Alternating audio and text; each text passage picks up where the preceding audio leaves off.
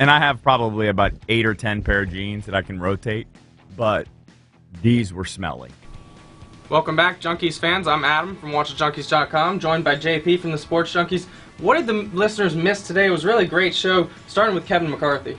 It was a great show starting with Kevin. That's not often heard, but BDK filled us in on Mission Impossible. A lot of people want to see that movie. I think he said that the vacation movie is terrible. It's an unbelievably, insanely fun action movie, and it's action scene after action scene after action scene, but with characters that you actually care about. So, dude, Ice Cube's son plays Cube. Right. Like, it's like, and apparently, I was talking to somebody last night that Ice Cube's son had to audition for the movie for like 2 years. Like, they didn't just give him the role. He had to actually go out, learn how to act, all these crazy things. I mean, you'd think like because his dad is Ice Cube that he'd get the role instantaneously, but apparently it was like a much longer, much grueling process than just handing him the role. And we do the Skin Scoop every day at 7. We got into some reports. The NFL Network actually said that RG3 is quietly improving, but we kicked that around because there's different reports from the Washington Post about that. And you also had Chris Russell in studio, and he was able to give us a lot of insight from training camp. Yeah, great guys. Great to be back on 106.7 The Fan. But Russell gave us a great story about Jay Gruden and what he heard from the owner once that he switched to RG3, or switched RG3 back to Kirk Cousins. The owner wasn't necessarily happy about that. Dude, they just give up on people, man. Once running backs at a certain age, they just move on. Well, that guy's always hurt.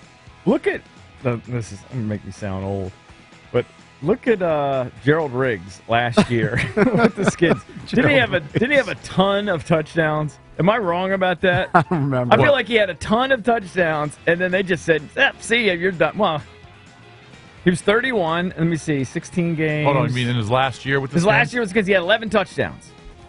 So he was 31 in that last year. And they said, that's it. Never played another down in the NFL. And we also had Danny Rouhier from Grant and Danny in studio to talk a little bit about video games, right?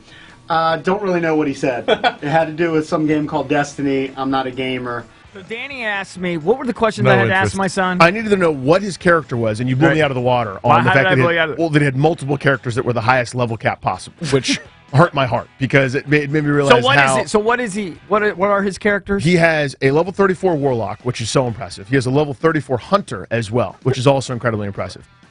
It was a good show.